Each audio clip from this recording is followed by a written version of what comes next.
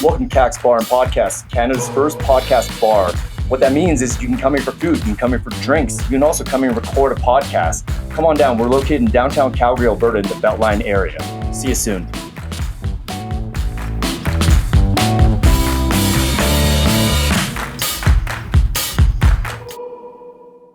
And we're rolling back today again with Kaylon Lambert.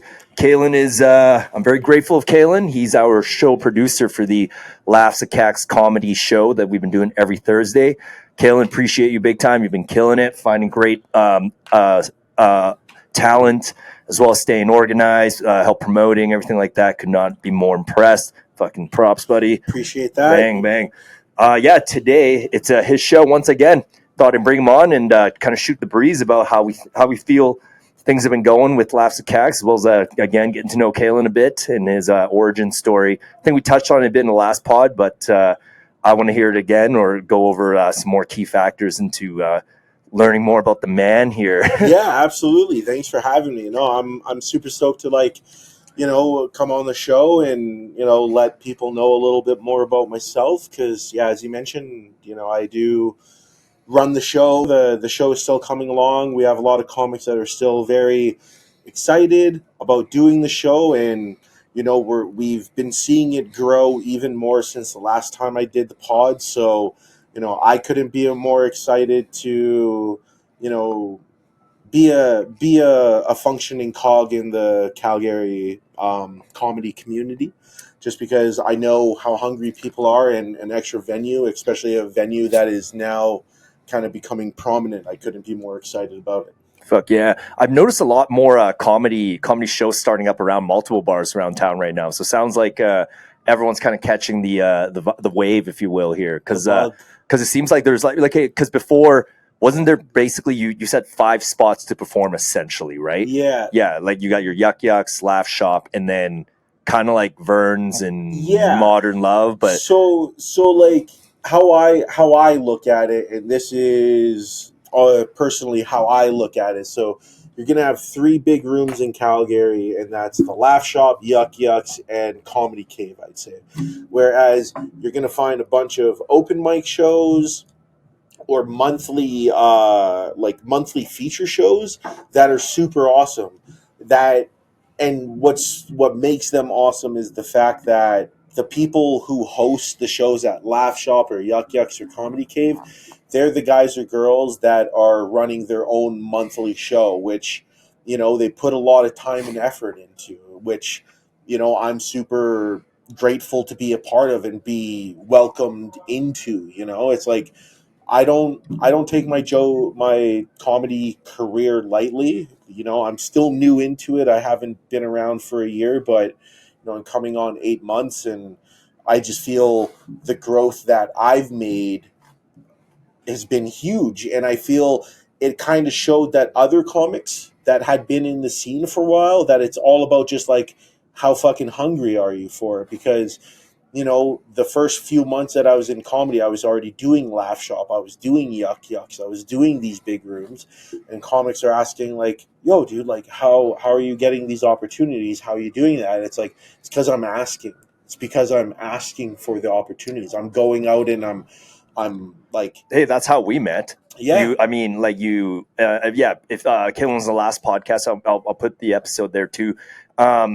We just met. You showed up and like at the time there was also John, but it's just like people you just kind of have to shout out to John. I just want to shout out John because he did help get the show started. So without John, there still would be no Kaks and Bar. I mean, like Kaks. Laughs at Kaks. There would be no Laughs at Kaks. Mm-hmm. So shout out to John, but yeah, as Shawn mentioned, I was literally skateboarding from work one day, and I seen that this bar had been open for like maybe a month, still putting the lights up and everything, and I was like, oh, shit, podcast? I listen to podcasts. Let me see what they're all about. Met Cass, eventually met Shawn, and yeah, it was just one of those things where it's just like, hey, you guys are looking to build out your week of like events that you guys do out for your shows.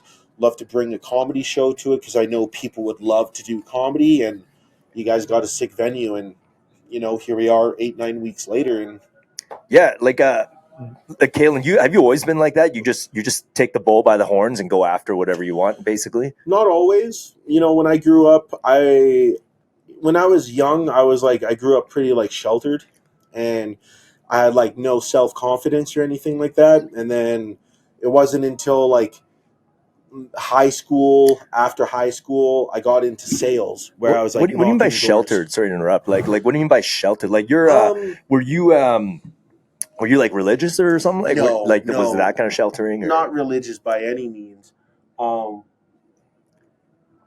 It was more so my parents just kind of Just right in the mic, bro. Yeah. My parents were just more so not wanting to put me in like situations that would put me out of my comfort zone. Oh, would you say they were like overprotective, maybe, or not overprotective, but they wouldn't like give me that extra push. They would always be like, "Hey, Kaylon, do you want to play sports? Hey, Kaylon, do you want to do taekwondo? Do you want to do this? Do you want to do that?" And I just never really did any of that. Like I was like when I was a kid, I never really did sports. I never really did any of that. I was a huge nerd into comic books, gaming. Like, if you see me on the schoolyard as like a young boy, I like had my Game Boy on me at like all times, right? Like jamming Pokemon or whatever. But it wasn't until I got into like my later teens where I started getting into like door-to-door sales, and I couldn't be that like in a shell, kind of sheltered, like low confidence person that I was at that time. So, went out on the doors, started knocking, and I found myself. I found like my confidence, right? And that is immensely helped in comedy because every day for 8 hours, for the most part, I'm selling to people, trying to convince them that like, hey, this is gonna work for how me. did that happen? Like you just said you were kind of shy, and then your first teenage job, or yeah, like and all of a sudden jump into sales, like you know what I mean? Like you would think you were more like, oh, maybe I'll just work in the back of a warehouse or something, like stock some groceries where I'm quiet or something, right? Yeah. Like or was it at that point you maybe had a bit of a like what do you call it? Like this yearning inside you, like what, I gotta break out of my shell, like something's not right here. I had like a revelation almost, because like a lot of people, their first jobs are working at a McDonald's or a Dairy Queen, which I worked at. I worked at a Dairy Queen. I worked at the movie theaters. But it was that customer service which made me realize, like, okay, I'm good with people. Even though I'm working the counter at a Dairy Queen or I'm working the counter at a movie theater, Cineplex, whatever it is, I knew my ability with just like interacting with people was like a cut above everyone else around me. And it just because how I am naturally. And that's one thing that my friends even notice is like, they're like, Kaylon, like when you're hanging around us and we see you at work, it's like two different entities. You're really chilled, lax, how we know you. But when you're at work, you're like very well articulated, your like product knowledge, anything like that. Like you're just like dialed in. So those little things have like helped me in comedy, especially when going up on stage and having a stage presence. I'm not just standing there and just like talking into the mic and like looking directly into the middle. Like when I'm doing a set at Yuck Yucks or any place that has a stage, like be it's a little piece of plywood or if it's an actual legit stage, like I'm using that and I'm owning it because I know when you accentuate and you show the interactions, people are a lot more invested into it. And I'm naturally a little bit of an animated guy anyways. So I just feel like a lot of the stuff that I had from work translated into comedy and has like truly helped me excel in comedy in like the short time that I've been in it. What was some of the stuff you had to sell door to door? Like I'm kind of like now you got me thinking. I don't know because like I swear I never bought anything from anyone who came by the door, even when I was growing up. I don't know what it was, but what was something, man? Like I'm just curious. Like, what'd you have to like? Yeah, well, and you said you had a pretty good success rate at doing this. Okay, and so like I don't blame you because like typically It's kind of weird, right? Salesmen at the doors are like sharky dudes, right? So all about the sales, only care about their money, could give a fuck if they, screw you over or whatever it may be. But when I got into sales, I was selling security, like alarms. Oh, security alarms. Okay, Yes, okay. like, hey, actually, that makes sense to go door to door. yeah. But weird when people walking door to door with a fucking knife set. Yeah, like I was in no mood to think about buy knives. Yeah, Yeah, kinda you want to buy knives. Yeah, you want to buy fucking like windows and shit. Like, you want to buy like roofing and stuff like that. Especially like, the knife thing. Someone's showing up to your door with a bunch of knives. Yeah, a bunch You're of like, knives. hey, Yeah, are you trying to rob me here? Oh, you want to sell me the thing I think you're trying to rob me with? Seriously, like that just reminds me of like that scene in Napoleon Dynamite where they're like trying to show like how sturdy their Tupperware is, and then they like back it up in a van and it just like totally explodes. And instead of like being like, that was a one-off, they just like drive away and they're like, that was a lost sale. Because it's like that's how I'd run it. It's like you botch something in your sales pitch and you're like, I just lost all the momentum that I had in that. Because like you could like preach and be like, oh yeah, my system's better than, the competitor because of this or that. And because it was my first sales job, like I had a decent success rate in it. It allowed me to, I find it allowed me to find more of myself and like who I can be. And that was the biggest takeaway of that job because, I made money. I was able to be successful for like that year. But then it allowed me to get into like management positions where I was able to like help train people, which I feel like I do good with, is helping enable people to like be better. Like I always wanted to be like a counselor when I was younger to help people because I come up from like a troubled upbringing. I don't have like the prettiest fucking family story or anything like that. Did you want to dive a bit into that? We could dive into that because I do want to get to know you a bit more. Yeah, like your full origin story. We'll dive into that right after the sales thing here. We'll put a pin on the family and then we'll go into the sales. Yeah. But I was doing sales and then I started managing, and then a couple of years ago when I fucked up my knee, I tore my knee up, and to help with the rehab, I got back onto the doors, like just knocking doors, just being active more. Was this all in Lethbridge, by the way? No, this was Calgary. Okay. So I moved to Calgary in 2019. Okay. And in 2021, I tore my ACL and just had like a wicked recovery.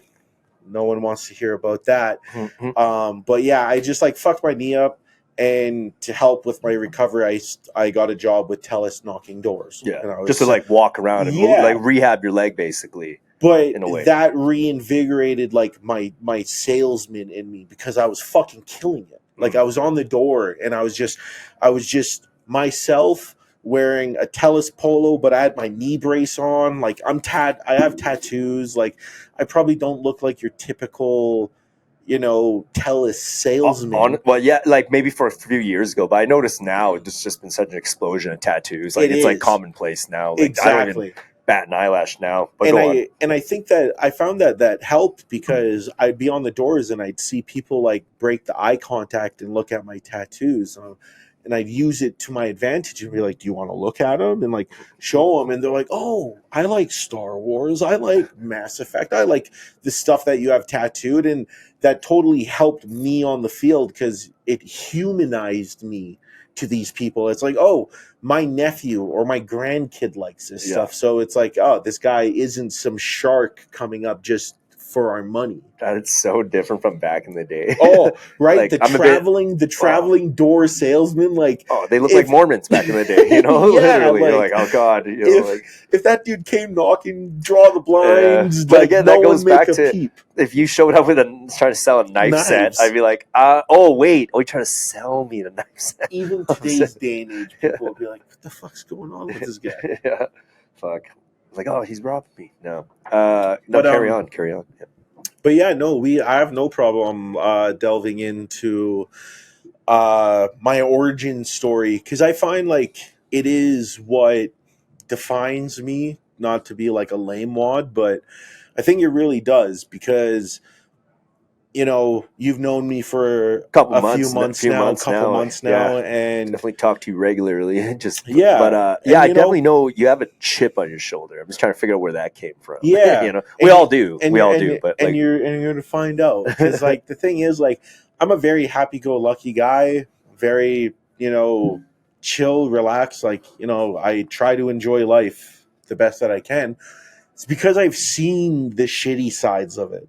I'm 33 years old, and I've seen, moments of like my family being like cohesive, and I've seen the moments of like the breaking and the downfall of everything of that. So like, I've gone through immense family trauma, just trauma and everything. Like, I've been abandoned by my family. I've been homeless.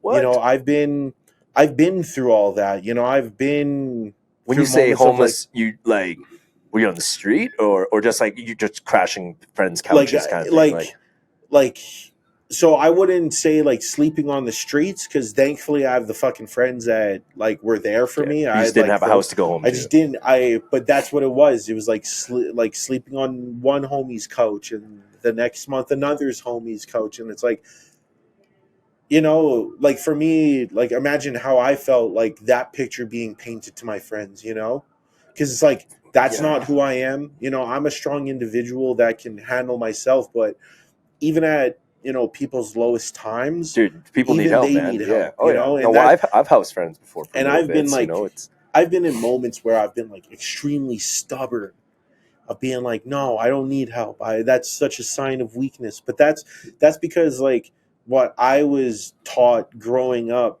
from a bygone, I will say, era of like how men should be able to express themselves. I grew up around men, and figures like that would be like, showing emotion is like a bitch thing, is like, that's not good, or you shouldn't do that, like that's unmanly. who's saying that? Was that your dad It'd be or? like dad, uncles, like it's just family, Yeah, it's like I don't know, man. like I'm such a weird. Oh, hold on, I don't want to segue too far from, but I don't. Okay, you know what? All I know is like the older I get, that I'm not saying don't show weakness, but like I think it's gone way too far the other way right now. oh, Like 100%. people aren't even trying to solve the problem now. No, They just go right to like and that's expressing all the why. anxiety and shit. I'm like, dude, that's I don't know. I feel like that's just gone way too far. Like, anyway, but go on. No, absolutely, I agree 100%, because I've seen how detrimental that could be to people, not just men, but just people in general, of like keeping emotions in and not expressing yourself. It's like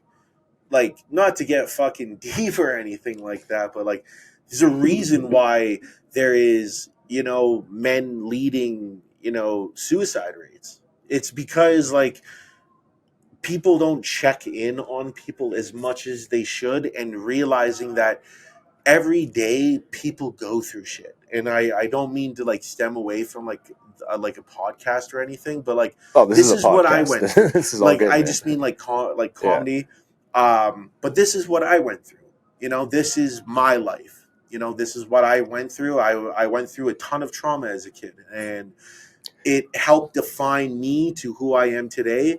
Do you have Because siblings? I Caleb? do. I Okay. have a younger Younger sister, sister. Okay. and She was she's along the ride for all this too, basically. all along the Okay. ride. Yeah. She's 4 years younger than me, and Okay. like I'll put it out there, she's my best friend. Like, Yeah. if Yeah. if I didn't have, my sister Haven, I don't know where I would be today. Yeah. So it just goes to show that, like, for someone like me to have all this like, fucked up shit happen to someone in a matter of 33 years, which is a short time when you look at it. I have a bunch of stuff that's happened, and like a lot of stuff I have no problem, diving into, because like I've said before, it's what built me to who I am today, and it's what helps in my comedy.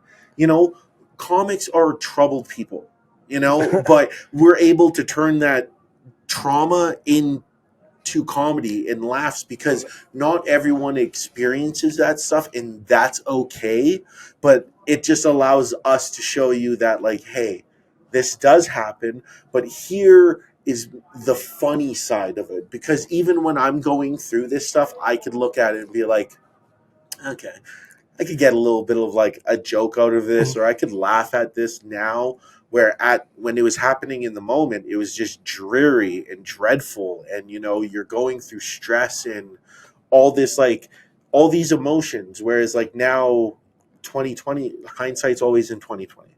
So I find that's why a lot of these comics, you could find that they have shit that's happened to them, but they're able to turn that into material. Well, that's what the boys in the Deportables were saying in the last podcast we put out, because I think it was Anton saying like, hey, almost everything is actually a defense mechanism, because we're all pretty whatever, like fucked up. Well, yeah, because they basically said all comics are actually unhappy, and I was like, what? And then we had a laugh. They just, I don't know, but I had a theory on that pod. I'll say it on this one. I think that's just a trope comics like to fucking dive into, and I'm not saying that's a bad thing, not at all.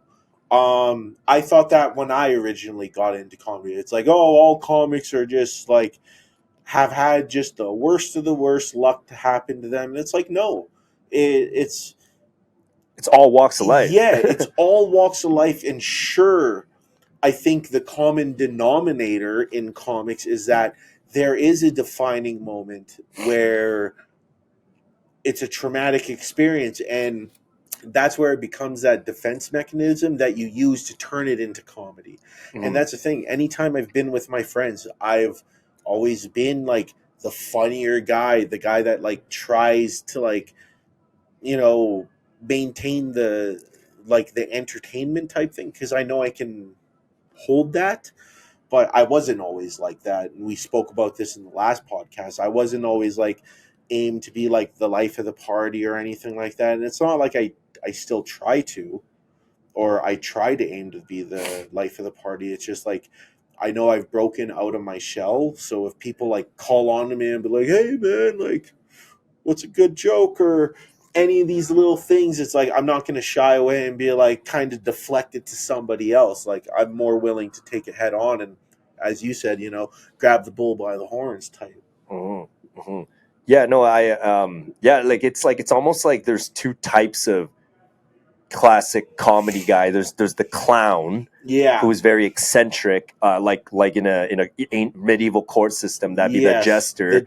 But then there's the new wave of like the smart comic who is making observational comedy. Yeah. From making a dark place funny or whatever, right? Exactly. Yeah, it's almost like an emergence of the two. And but I don't know, just more comics I meet, it's like, I'm not saying everyone's miserable, but I'm saying they're deep feelers. Yeah. Like it's like they that's why they're funny, because they can point out this weird thing that like a different perspective, right? 100%. But when you have someone like Joe Rogan, for instance, when you dive into Joe, he's had a traumatic life too. He just doesn't talk about it in the same way. And the more I think about it, I can't think of a single comic that actually doesn't have like some like heavy origin story. Yeah. Like who, you tell me, can you name a comic that's like we know is from great home, great everything, like rethink about it for a sec. I can't think of one, because almost all of them, when you get to know them, like Theo Vaughn had a pretty crazy traumatic. Bobby Lee. Like I'm just rattling up any random person. Santino did too. Stefano. Well, I know Stefano. Yeah. Any of the AYG guys, fucking. And that's the thing. I can name off like my favorite like comics, and the reason why they're my favorite comics are because like I find like there's that little bit of like that's relatable. Yeah. You name Theo Vaughn. He's one of my favorite comics because like, his life is so crazy. He came from like this little town, Covington, Louisiana, or whatever. Like this his little dad town, was like 55 when he had him, or something, or something crazy. Dad, like this old dude that had him, and his dad's Spanish, and then all of a sudden, like you hear any story from Theo, and it's just like the most bonko story you've ever heard, but like it's true. But then at the same time, he's such a good comic that when he starts diving into the realm of comedy, he's done it so well recently that he's dialed it in that you don't know. It's like, is he fucking with me, or is he actually talking about this guy Daniel who died in his He, hometown 5 years ago him because and whatever. him and Joey Diaz, they just have this way of explaining a kind of, like, I'm not saying normal event, but like, I don't know, they know how to tell a story. Let's put it that way. Yeah. They know where to accentuate, where not to, you know. And you hit it on the head. They know how to take a very realistic scenario and make it whimsical to the point where it becomes funny, because they tried to cancel Joey Diaz. Ha, good luck, losers. Tried to cancel Joey Diaz, like Rogan, all these guys who are like true practitioners of the art of comedy.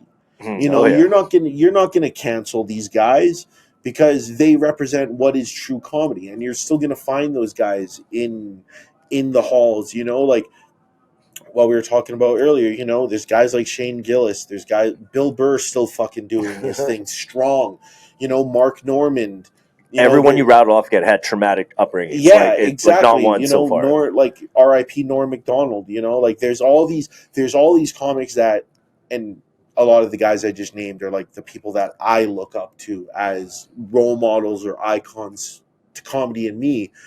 And that's what I look to, because it's like, if they're doing shit good, and I could not, obviously I'm not fucking ripping off their stuff, but if I could somewhat resemble like what great comics are doing right now, then, and that comes off naturally what I'm already doing, then it's like I've got to be doing something. No, you're doing everything right, dude. You're a funny guy. Yeah, I laugh every time you're up there. and I appreciate that. And even like, I've had the privilege of hearing like, some of your bits over and over again, because because like I didn't realize that comics redo bits. Like I literally thought, oh man, I thought they did a different thing every second, every 5 minutes, which would be comic genius. Yeah, and I just came to realize that's like, who the fuck can do that? Yeah, that's the illusion breaker, people. I'm sorry, but yeah.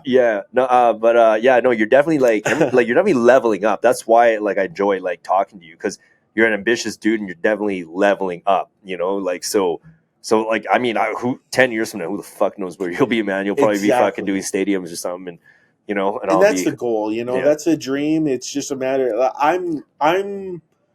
That's the thing. I know I got into comedy a little bit later, but it was never like a thing that deterred me from wanting to achieve it, because if I started comedy at 19 than I did at 30, the amount of life experience that I'm going to be able to incorporate into jokes, especially the type of jokes that I do, it's observational, it's what's been happening to me. So, and it's a little bit of self-deprecation, because who doesn't like to laugh at another one's shortcomings or a little bit of a downfall, especially if they can make it funny. It's like, what did Conan? They said in The Simpsons, it was it's funny when it doesn't happen to you. Yeah, exactly. I remember hearing that as a kid, being like, it fuck is. Yeah. That's why watching one of your friends wipe out is one of the funniest things, because it doesn't happen to you. Like seeing your friend eat shit on a bike, and then they're just writhing in pain.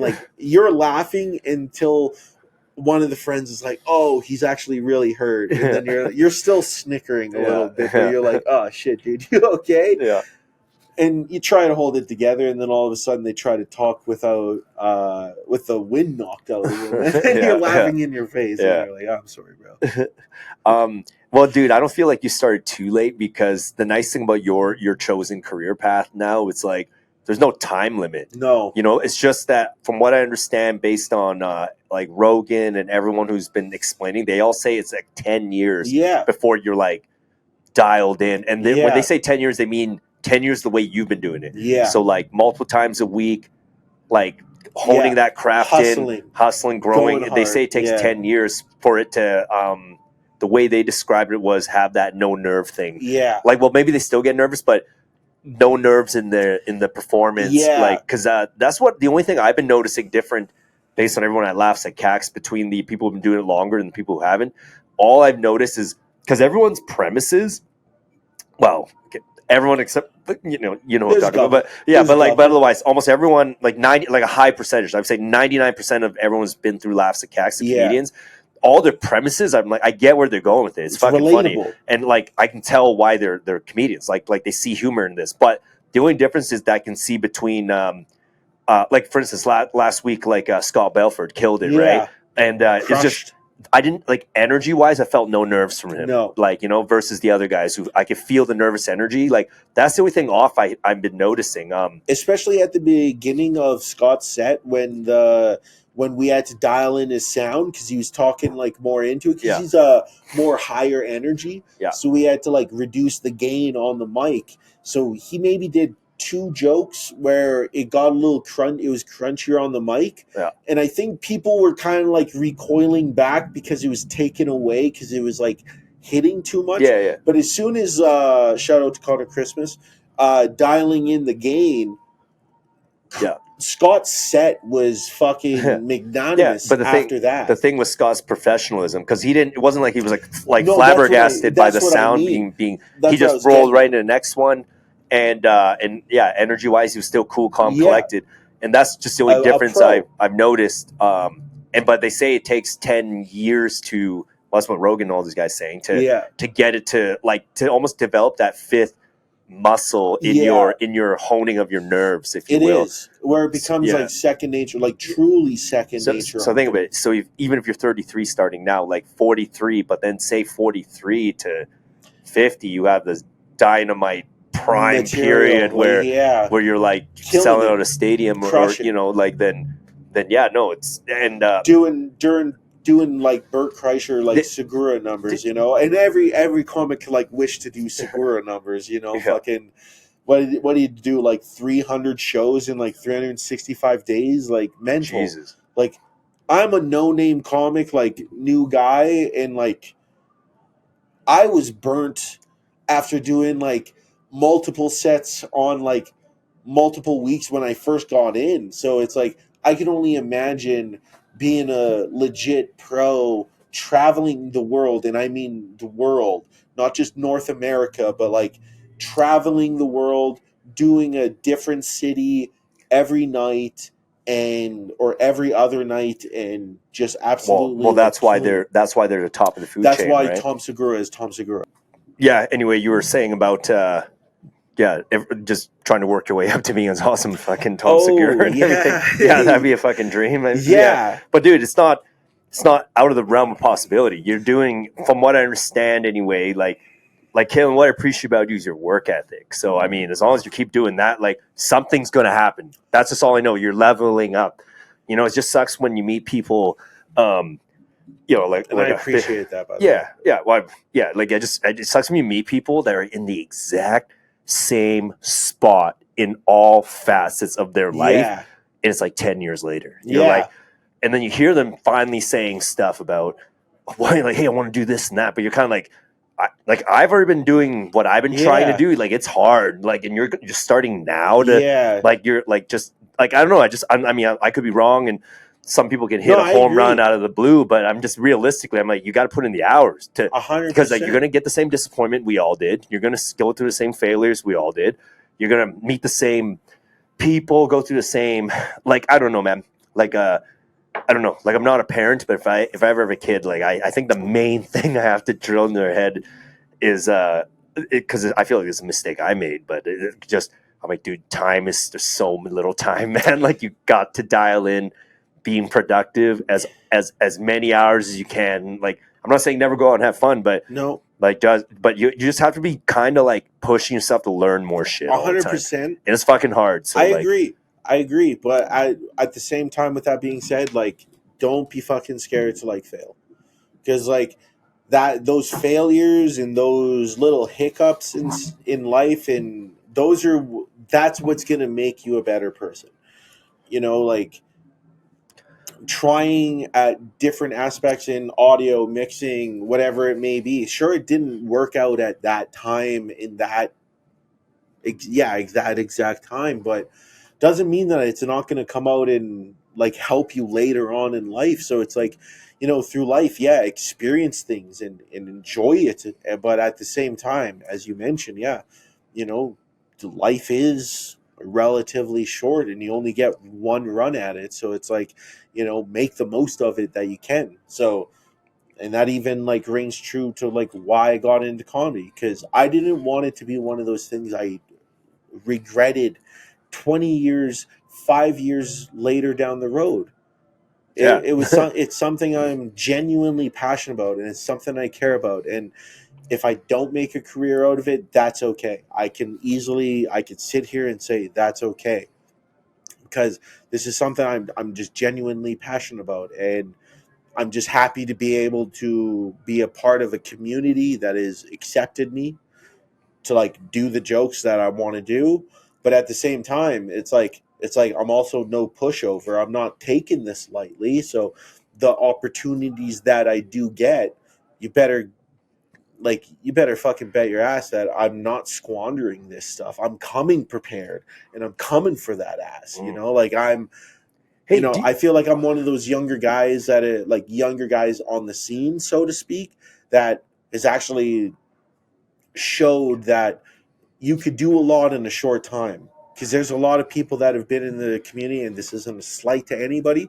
It's just there's been a lot of people in the community that have been in longer than I have that haven't, yeah, I was going to done ask as you much. to be honest. Like, do you get a lot of flack from some people because like you're producing your own show already, I don't think it's flack. I think it's more so like or negativity, I think there or were like people being like, "Oh, let's see how it is in a month." Like people being like, "Oh, this guy thinks he's gonna come in, see, I don't start like a that. I don't show." like that. Like, why can't they just be more supportive? Is But it do you think it's like a but you know jealousy what? thing? Here we are 9 weeks later, Yeah, and it's like yeah. Well, the 11th one. we're still doing it. We're still doing it, and it's better than some of those shows. And I'll leave it Awesome. at that. I'm not gonna like start like any nonsensical drama or anything like that. But the reality is, you could come to Laugh at Kaks every Thursday, and you can see the crowd that we get.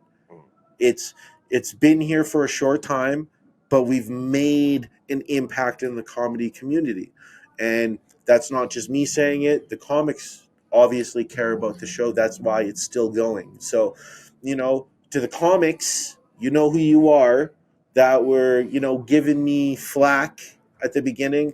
We're here 8, 9, 10 weeks Dude, but later, and we're still killing it. So it's like, but that's also a testament to like, me being as a comic and wanting this. It wasn't just some shit that I was just like, let me make money off comedy, let me do no, this. It's like, you no, give a like shit. You're definitely consistent. the Like money's you're cool. definitely doing work. Like Yeah, the it's money's consistent. cool. Fuck You yeah, know? I make an extra couple bucks a month off comedy. That's awesome. But that's secondary for the fact that I get to give a legit venue now to comics that want to do comedy here and that want to be a part of a growing community, instead of being like, oh, this guy's doing a show on Thursday. That's the same day we do our show, or let's see how well they're doing in a month. It's like, Okay, like that's what I'm saying. Like I think there's no need for that. yeah, that's That's what I mean. that's just That's someone being like that's a fucking jealousy. shitty attitude. Yeah, Like, exactly. oh, how many days a week are there? Like, we landed on Thursday. I'm Yeah. sorry. Like, anyway, we have like, what am I supposed to do? Do it at 2 a.m. on a Tuesday? Like, we have yucks like, down the street. yeah. And they are one of the biggest shows in Calgary weekly, and we still put up numbers. So no one can tell me that like what I have been doing is wrong, or what you guys have been doing is wrong. That's what I'm trying to say. I want to like promoting it. I almost want to like slap these people in the mouth, because I'm just like, dude, one thing it's like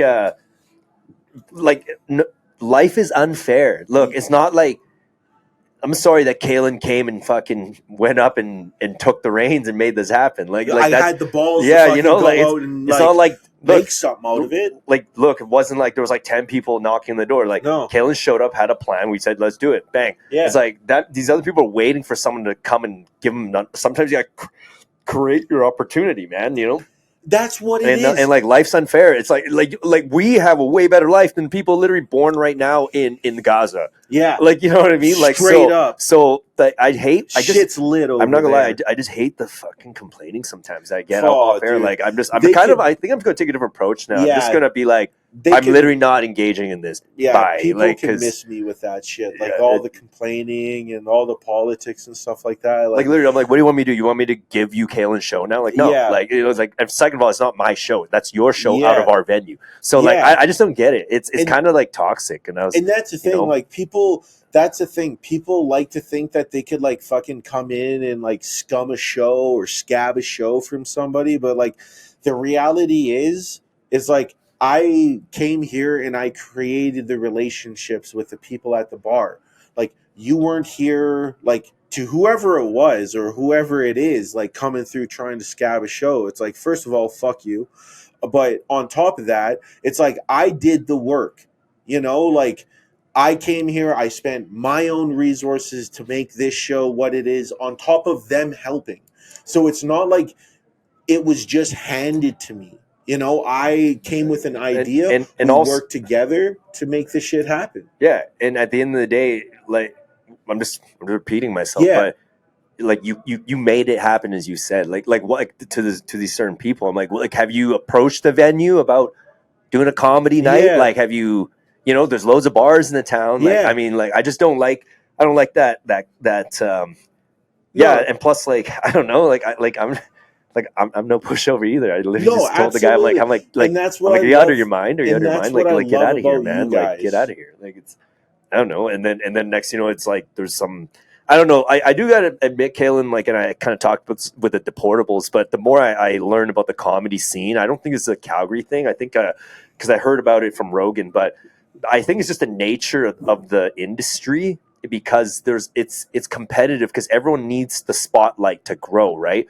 So there's only so many spots to perform at, unless there's more options, but then it's classic economic supply and demand. Like there's not enough, if there's too many comedy clubs and not enough people watching it in person, then that can't thrive. So it has to be that weird perfect balance. But you know how many people were actually being like, yo, you're a funny cat, man, you're funny, coming in on the scene. And then now that I started my show, you know how many people like fucking like turned their back and like been like, oh, maybe this guy thinks he's like too big for his britches or anything like that. But it's not that. I don't know. Like I don't understand like where this toxicity comes from. It's just jealousy, because like that's the thing. I'm in the comedy community, and I'll say this: there's a bunch of people in the comedy community who have no fucking spine.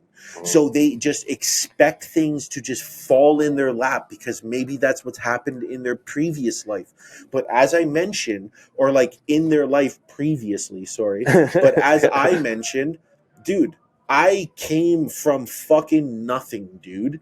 And everything that I've got for myself, I made it for myself. I'm one of the few people, and I don't have a lot, and I'll put that on record. I don't have a lot, but I'm one of the few people that am self-made, in the sense that the house that I have, the comedy show that I've been able to start, the clothing, like the hobbies that I have, the way that I'm able to enjoy those is because of me. I don't have some fucking mom or some dad that I could go dive into and get into the trust fund or do any of this or that. No, it's all me, but I'm not jaded by any of that. And you see that, dude. Like I love comedy and I love everything that it represents. And yeah, are there some shitheads in the comedy community? Yes, but that's just like any facet of life.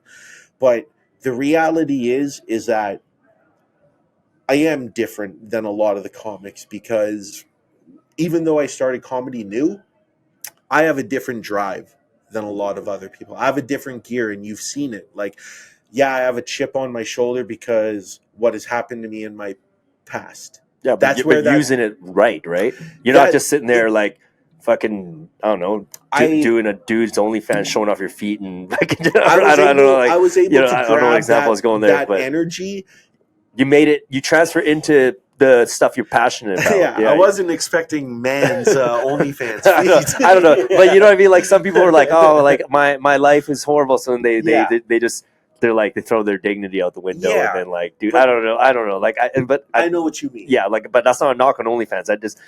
I'm just saying, a lot of people who are jaded, the classic, like they end up being like, like male strippers or something. Yeah. Oh, look what life was so harsh to me. Like, this is what happened. It's like, yeah, motherfucker. Life can be hard, and it's not always sunshine and so yeah, hard. it is, and it's not always sunshine and rainbows for everybody. And I'm gonna be the first person to say that. Like, I've gone through it, and I'm not asking for pats on the back or a pity party because like I've already made it past that, like I'm doing good. I'm fine there.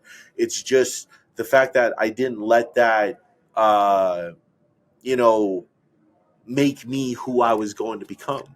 Like I've seen people go through drug problems in their family life and become jaded by it. The thing though, I've noticed just for you, just the like knowing you the way I know you right now, it's like you at least found what you love, right? Yeah. I like that's the one difference. I think there's a lot of people out there, they just don't know what they want to actually do, but even there I'm like, no offense, but for you, even you, me, like Cass, Anybody. like we're so busy already doing our thing. Like, I'm sorry you can't find a thing, but like, but you like stop with the negative energy because it's literally there's like basically about to be 3 multiple wars going on in this world. It's like, just put things in perspective, man. Like, it's just people. I'm sorry you don't know what you want to do. It's jealousy. It's what it is. Like, comics in Calgary want everything to them on a fucking silver platter, but they don't. Would you say it's Calgary or everyone? I think I won't say just Calgary. I think the world's in a weird spot. It's just because I can speak for the Calgary community being a part of it.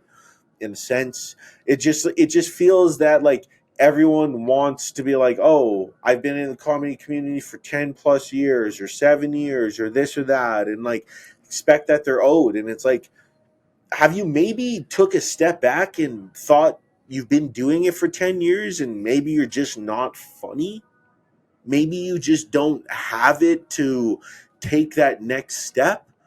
Because, like, again, I'm not here to shit on anybody, like, exclusively, but I'm going to speak on myself because I've been living it. I've been here. But what you're saying is not just comedy. It's everywhere. Everything. I mean, there's a lot of pro fighters that they're like, oh, man, I fought 20 times and I have 10 losses. Why am I not in the UFC? It's like, well, dude, like you didn't advance your skills. It's like, who the fuck did you fight? You might have had a good run for the first 5 fights, but then you literally didn't develop your wrestling, your kickboxing. Like, it could be that. I don't know. It's just all I know is what I was saying earlier. Like, if I ever have kids, I'm trying to tell them, like, you got to keep evolving. You got to keep growing. An evolution. Because life's that hyper competitive. Like, you literally will get washed over if you don't. But if you're okay with that, then great. But then I better not hear a peep out of you about. I don't want to hear no bitching. Yeah, right. Because it's like, it's that hard, man. No, that's the thing, and that's what I learned early on in life. Is that like, when I was growing up as a kid, I was like, oh, life is fucking sweet. And then I grew up and I was like, it's accept that. It's accept that. Yeah. I learned early on in life that, life, you think life would be sweet, but it's not. I had that till 10. Yeah. When my first 10 years was, I got to admit, my first 10 years on this planet was heavenly. It was, but that was just a perfect childhood I had. I don't know. Like, I think that's how it was for me. I was like, maybe the first like 10, 12 years was like cool. And then after that, like, rude awakening. Oh, dude, I actually seen the moment that like broke my family apart. And then from then it was just like a steady decline, dude, of just like, like just quality of life as a whole. And then to the point where I was abandoned by my family, where it was basically me looking over my younger sister, and there was no heat, no water, like no nothing. Jesus. We had nothing. We had fucking soup in the cupboards, dude. Like, how do you sustain off that, right? No. So thankfully, like, when like other family members who were able to do it came in and took care of my sister, I was like, as long as Haven's good, I'll find my own means, and that's why I was couch surfing. And that's why I was doing my own thing. And again, it built me to who I am today, and it's built the character that is built like the comedian that I am. And honestly, I wouldn't change any of that shit, because I am so happy being a comedian right now, and I'm so happy telling like stories, or telling fucked up little bits about my life, because you know what, not everyone experiences that. So if I Yeah. could take that trauma and turn it into somewhat of a funny gesture, and Yeah. put it out there, like that's what I want. Like I'm genuinely just like a comic at heart. I just want to like tell jokes. I want to make people laugh. I think I was put here to do something, impact people's life in some way, shape, or form, and I think through comedy I'll be able to do that. But I just want to be able to like tell my jokes. I just want to be a goofball, and I just want to be Yeah. an Yeah, adult you're kid definitely and a have goofball. fun. Yeah. Yeah, yeah, yeah. No, and the whole trauma thing. It's like life is I don't know, man. It's 3D. It is. It's not. I don't know. Like I take a look at me compared to, because I definitely have a humor bone in me, and that's why like I love comedy as well. But I don't Everyone think I does, could. yeah. I think I'd run out of material if I ever tried to be a comedian, because like I don't know, like I don't have trauma, man. Like my trauma's been self inflicted. Like so I never had. Write it down. Yeah, I guess, Yeah. but it'd be like one joke, and I'd be like, "Well, that's kind of all I had to say." Yeah. I don't have this repertoire of range, right? Because Well, it's like that's what I mean. I don't have like I have a great family. I still do, and like that's why when I listen to music that's hardcore or comedians, and like that's why I like listen. I'm a hardcore fucking dude, I brutal love that dude. kind of music, but I don't relate to any of the lyrics. However, my imagination though, and just meeting people, I can kind of picture what it's like. That's kind of where I draw. I vicarious. That's the word. I vicariously Live experience. through. Yeah, like other Yeah. people talking about it. I think that's also why I'm just so big into movies and shit, because I don't have like I have a like I Oh, had you're a, a some cinephile. I'm a cinephile. Oh yeah. Yeah. Well, Same here. Same here. until to be honest, No, the same last here. but the last 5 months that Kaks has been open, I have not been able to watch as many movies as I'd like. What's your favorite movie? Oh, dude, I like my favorite type of movie. I know it's a loaded question, but Yeah, no, yeah. Oh, well, you know what? It changes, but as of right this exact moment, let's do a like top five. yeah. Let's have a So fun top five. yeah, Let me yeah, get know you, Shawn. yeah. Top Well, 5 movies. okay, so number 1 is probably Gladiator. Number Good- 2 good is choice. Braveheart. Number 3 is Kingdom of Heaven.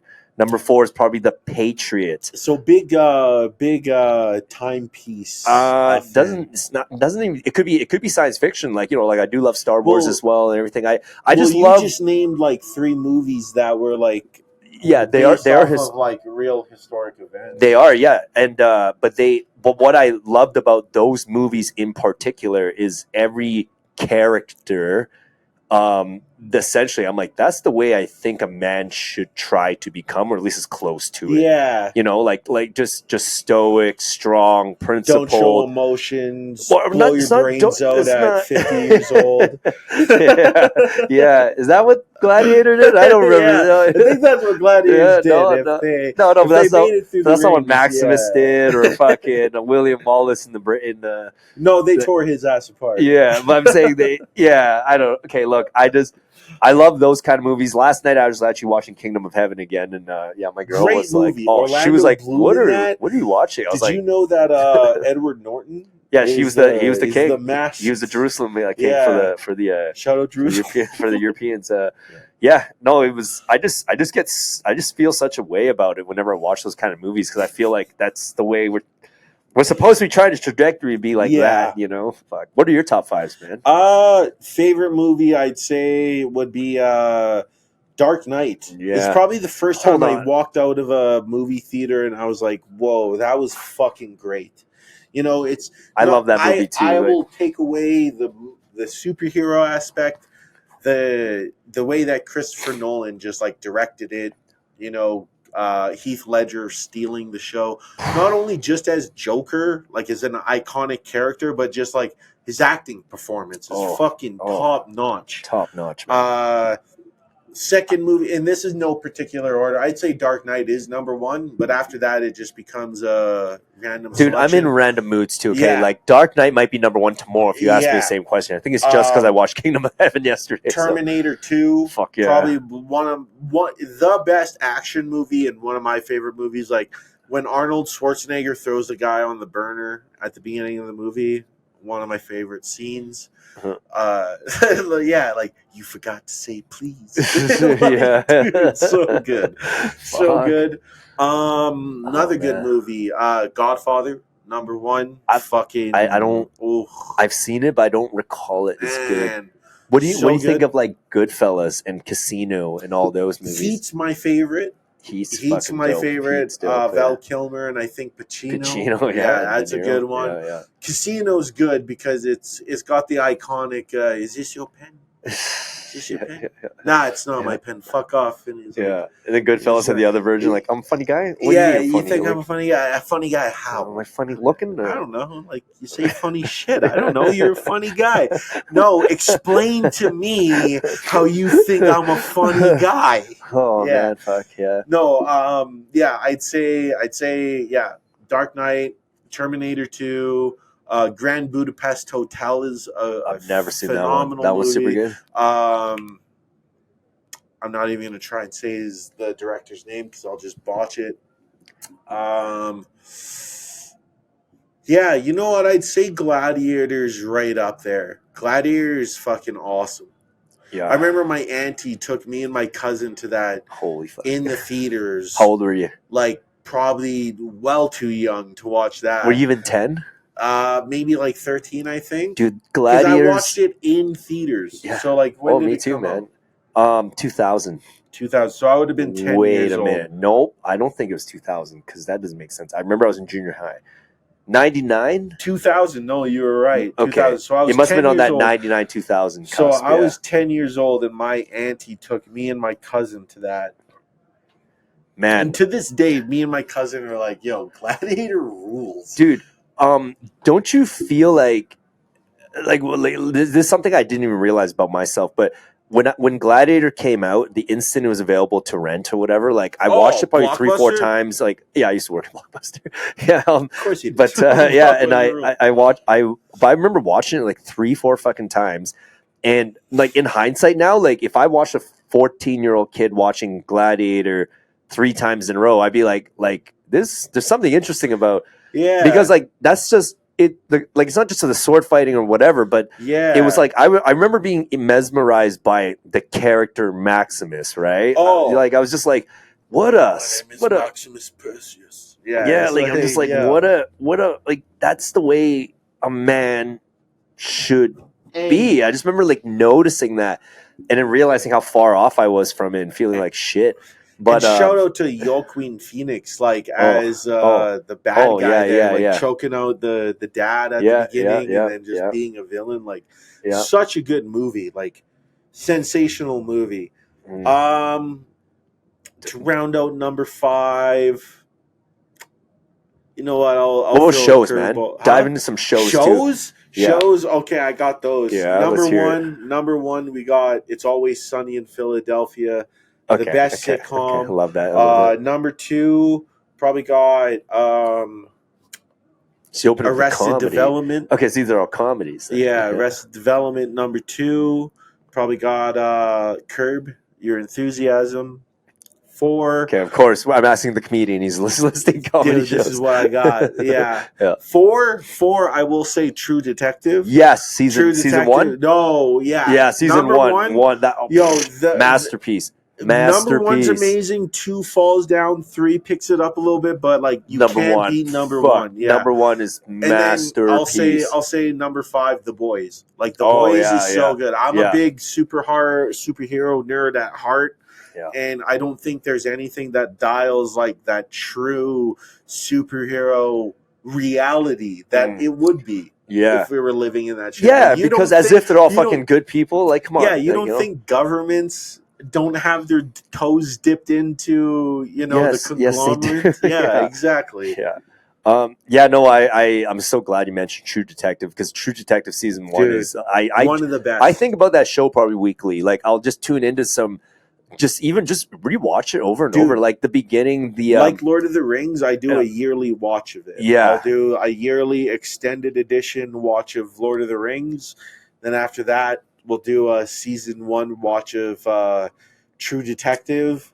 But like Breaking Bad. Yeah, Breaking Bad, yeah. Yeah. House of Dragon. I don't know. Pretty good. Oh, I love House of Dragon, bro. Like I think it's a masterpiece. It's good. Like I'm a big so that's the thing. I'm a big reader. Yeah. So I've read all the like literature. Okay. From all Did you of read it. The House of Dragon too? Yeah. Okay. Like I know Is it all similar? like the storyline. You know what's going to happen then too. Okay. So like that's what's good about it, and like they got the proper actors to get in and like dial into the like the characters and everything, and that's what I love is that when the director or the producers care about the product enough that they're like, okay, we're gonna dial in these characters. Like The Dark Knight wouldn't have been what it was without Heath Ledger. Oh. Terminator wouldn't be what it was without Arnold Schwarzenegger. Oh man. You know, what movie were we just watched? Gladiator wouldn't be Gladiator if Russell Crowe wasn't in it. Yeah. If someone else was in it, or if someone Destiny, else played Maximus. like Joaquin Phoenix's character, it wouldn't have hit the same like on Joaquin Phoenix. The Joker movie. If someone played the Joker, I don't think it would have had such I think Christian Bale could have done that role. Picture him in The Machinist. Oh, The Machinist. That's a good the Joker. One. Yeah, that's but picture him like that as the Joker. I think he could pull that good. off. Which is ironic because he plays Batman. Exactly. I think that's what would have tweaked fans out a little bit of being like, well, he was already Bruce Wayne, so it's weird to see him emancipated.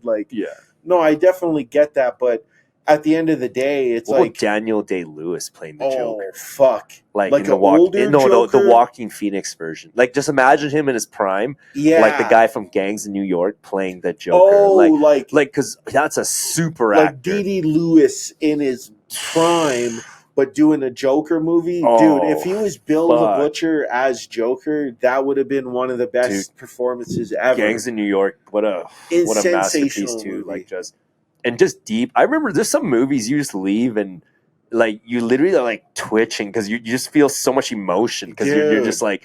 Yeah, you're making me rethink like my lineup. Well, just even that No ending. Country for Old Men. Oh, fucking so good. Sensational. Fuck yeah. 007, James Bond, Skyfall with Javier Bardem. Dude, honestly, all the Daniel Craig James Bonds, even Spectre. Yeah, although Spectre's been fucking like little man. It was like the ending was all over the place. Skyfall was so good. No Time to Die, masterpiece. Sensational. I actually cried a bit when I left that theater, dude. Because when you think about James Bond's character, like what a tragic life. Yeah, like what a tragic life. That's all he is. Like he's just an agent. But like I read the books from him, and it's just like he's just an agent used, just put through the cycle. Well, his life, man. Like at the very beginning, like his parents died. He was brought up by Blofeld's biological parents. That jealousy there, it's like Shakespearean almost. Yes. Blofeld ends up starting Spectre, and then just James Bond becomes MI6. They bring him in, and then it's just his tragic ending because Bond is such a like. He's a good man, but he's done a lot of dark things, because he becomes so emotionally cold. Traumatic story for such a great character. Yeah. An iconic character, way but you don't realize how dark his background is. The is. Daniel Craig version, right? Because when you go back to Sean Connery, then he's just this playboy, fucking flying around. But that's the thing, when you read the books, you're reading the same Bond. I read the original Dr. No, so and you're not getting the Sean Connery, you're not getting Pierce Brosnan, you're not getting Daniel Craig, you're getting the same version of this guy who's gone through the MI6 for like 30 years, and every year he meets a bad bitch. the villains kill her, and then he's like, you know what? But when I was in here just for MI6 earlier, but now, dude, they killed my main girl. Now they made it personal. Dr. No, you're dead. Odd Job, you're dead.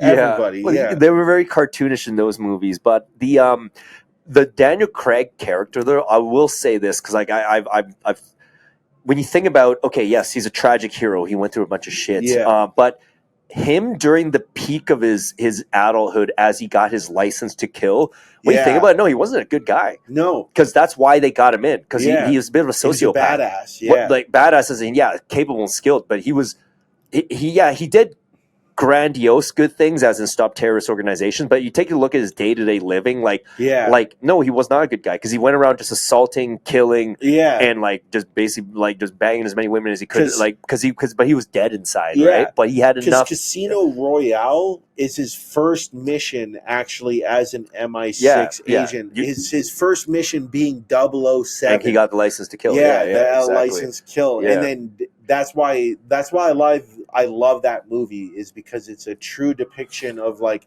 how the book played out. Is that it does the callback to when he's on that like hit mission, and they're like, "Oh, Bond, you don't got the 00," and he's like, and he like flashes his card or whatever.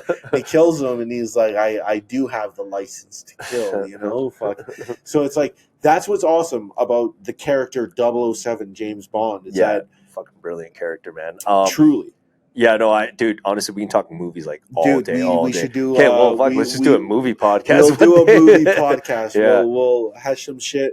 Maybe we'll get that Freakazoid Yanni in here for the movie podcast. But maybe we'll turn that into something, a monthly or semi-monthly I'm down, man. movie podcast where we just link up and hash the shit, Just because fucking dissect it. I think it'd be fun. You know, I had fun talking about my life, how I got into comedy, my passion for comedy, a little bit of like movie talk at the end there. And hey, man. Well, dude, this ain't the end. We'll do another one with you. Oh, absolutely. But, it's always a blast. Yeah, I'm going to wind this down because, hey, this episode's going to come up before, but Laughs Kaks is happening tonight. It's a Thursday. So Thursdays, come on down to Kaks Bar and Podcast, 1006 1st Street Southeast. Comedy, doors always open at 7. Show starts at 8. And depending on how many comics there are, sometimes it runs to 9:30 to 10. And it's $5. That's it. All the money goes to the comics. So definitely come down and support local comedy. And Kaylon, anything else to add? Honestly, Shawn, you nailed it on the head. You know, we're running live comedy every Thursday here down at Kaks Bar and Podcast, and $5 a head every end of the month. So yeah, this is what good announcement. Right now for this month and next month, at the end of the last Thursday of the month, we're gonna do an open mic night, and then starting December, the first Thursday of December, we're going to switch it to the open mic night, because it's going to allow us to see more of the comics come through. Sorry, so there's open mic first Thursday and last Thursday? No. Okay, so I'll clarify. Okay. So today and November's last Thursday of the month, we're going to run open mic night. But starting December. It's going to be the first Thursday. Okay. Starting in December, the first Thursday, we'll be doing the open mic then. Okay. And it allows a lot of comics to come through, do their material, but it allows me as the producer to be able to get them booked on future shows so they could build their sets and get on other shows. So they're not just focusing on open mic nights. So yeah, like I said, every Thursday we're here at Kaks Bar and Podcast running an amazing show. We always got a rotating feature and headliner comic. It's usually hosted by myself, but now we're starting to introduce a guest hosting.